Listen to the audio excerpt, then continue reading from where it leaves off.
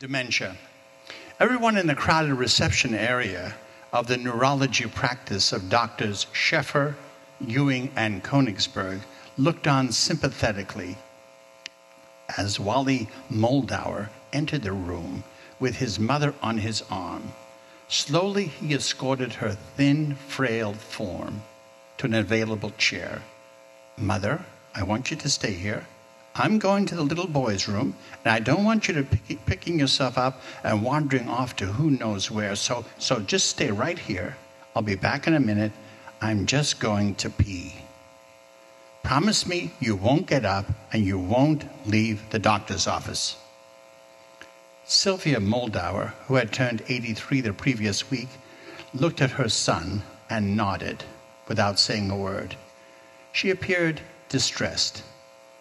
A middle-aged female patient, Kelly, sitting nearby, said, "Don't worry about your mom. I'll keep an eye on her, and we'll make sure she'll be all right." Wally smiled gratefully.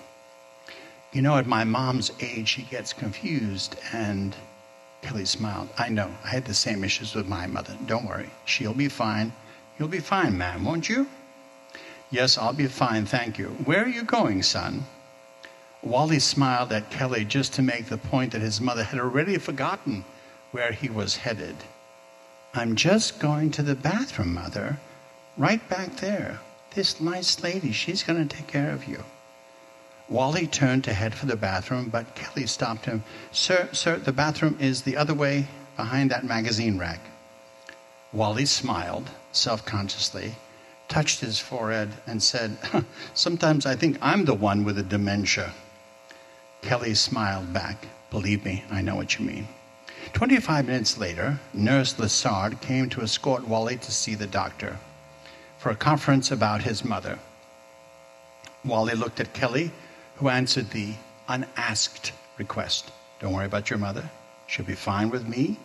While you're conferring with the doctor, we girls will keep ourselves busy thumbing through these ancient magazines." Wally smiled. Everyone in the reception area smiled. Wally went in to see Dr. Ewing. Once he sat down opposite Dr. Ewing in his office, Wally wiped his brow and sighed loudly. "Oh, my God. You know, doctor, since my dad died 3 years ago, my mother went downhill like a speeding locomotive. Before, she was alert. She had all of her senses. She volunteered 3 times a week at the hospice center. She played bridge. She was a proud, independent person. She used to say to me, 'Wally, if I need your help, I promise I will let you know. Meanwhile, stop treating me as if I am a toddler.' And now look at her. You saw what she looks like. I bet she doesn't weigh 100 pounds. He shook his head in frustration and sadness. Dr. Ewing chimed in. Wally, my mother lived with our family for 7 years before she passed on. We just didn't have the heart to put her in a nursing home. After my dad had his stroke, she took a nosedive, just like your mom. She was so dependent on him. She didn't drive. My dad had always done the shopping.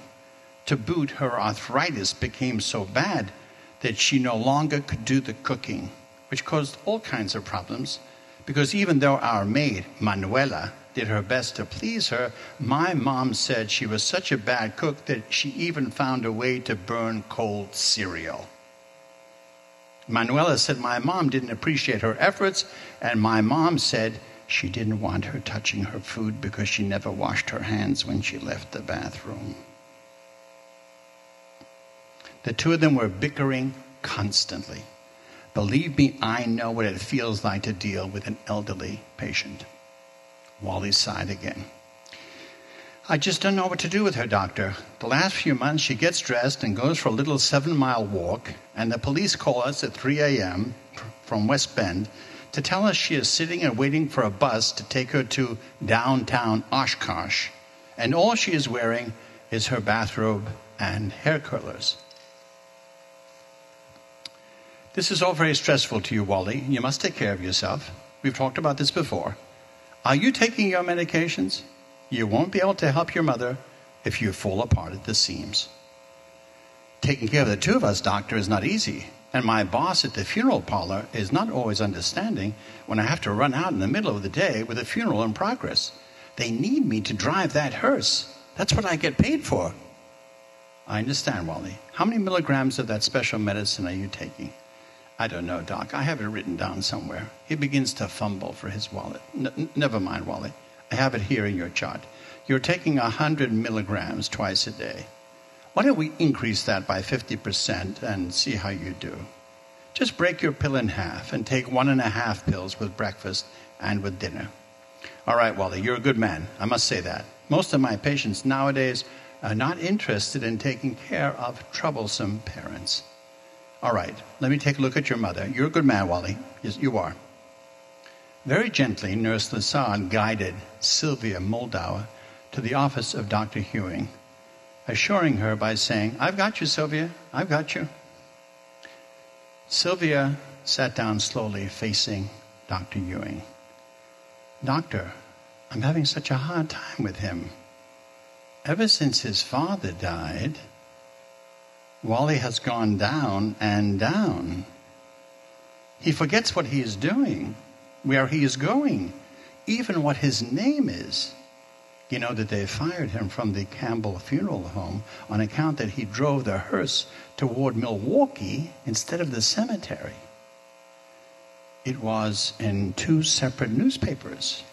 When they finally stopped him, he was completely confused and didn't even realize that he had a body in a coffin behind him." Dr. Ewing shook his head in sympathy. 4 weeks ago, I got a call from the police in West Bend at 3 a.m. that Wally was standing at a bus stop waiting to catch the next bus to Minneapolis. All he was wearing was his gym shorts and his fishing cap. Can you imagine what I'm going through with him? A woman my age? Normally the kids are taking care of the parents. Here I am, 83, taking care of my kid who is off his rocker. How much longer can this go on? I get my Social Security check, my husband's pension money, and thank God for the 2 tenants I took into our house, or we wouldn't have enough money to pay for food at the supermarket. I'm going crazy. Dr. Ewing did not interrupt. The crazy thing is, I walk into your waiting room with him, and everybody thinks he's taking care of me, and I'm really taking care of him. Did you increase his meds, Doctor? Dr. Ewing nodded. You're a good man. But unfortunately, you never have any answers for me, Doctor. I'm sorry, Sylvia. Just be sure you don't let him behind the wheel of your car. Don't worry, I'm not going to let him kill me. Let me walk the 2 of you out to your car. Dr. Ewing helped Wally to get himself seated and his seatbelt adjusted in the front passenger seat of the old Chevrolet Impala that Sylvia had driven for 41 years. Wally whispered to Dr. Ewing, "It's good for us to let her believe that she is still the mommy and I'm still her good little boy, right?" Dr. Ewing smiled. "Right." Sylvia grimaced. "Yeah, terrific. Just terrific."